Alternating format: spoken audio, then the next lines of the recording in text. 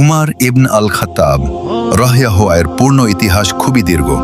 Video বানানোর জন্য সংক্ষেপে ধারাবাহিকভাবে বলছি। জন্ম ও শৈশব।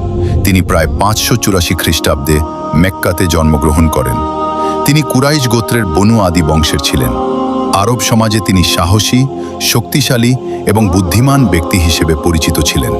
ইসলাম গ্রহণ প্রথম দিকে তিনি ইসলামের কঠোর বিরোধিতা করতেন।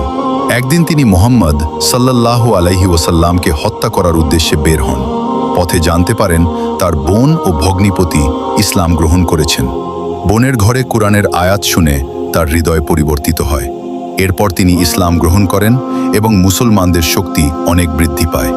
নবী সাল্লাল্লাহু আলাইহি ওয়াসাল্লামের যুগে তিনি নবী সাল্লাল্লাহু আলাইহি ওয়াসাল্লামের অন্যতম ঘনিষ্ঠ সাহাবী ছিলেন। ইসলামের জন্য বহু যুদ্ধে অংশগ্রহণ করেন।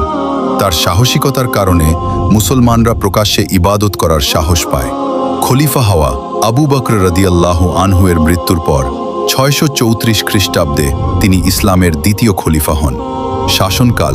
তার শাসনামলে ইসলামী রাষ্ট্র ব্যাপকভাবে বিস্তৃত হয়। ইজিপ্ট, সিরিয়া, ইরাক এবং ইরানের বিশাল অঞ্চল মুসলিম শাসনের অধীনে আসে। তিনি বিচার ব্যবস্থা, প্রশাসন, বায়তুল মাল, রাষ্ট্রীয় কোষাগার এবং হিজরি সন চালু করেন। রাতে ছদ্মবেশে মানুষের খোঁজ খবর নিতেন যাতে কেউ কষ্টে না থাকে।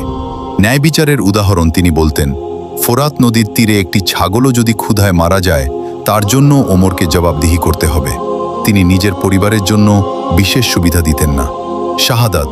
644 খ্রিস্টাব্দে আবু লুলুয়া আল মাজুসি নামের এক ব্যক্তি ফজরের নামাজের সময় তাকে আঘাত করে। কয়েকদিন পর তিনি শাহাদাত বরণ করেন।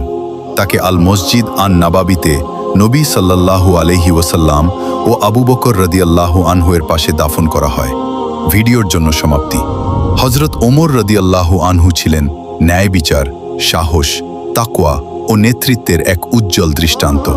ইসলামের ইতিহাস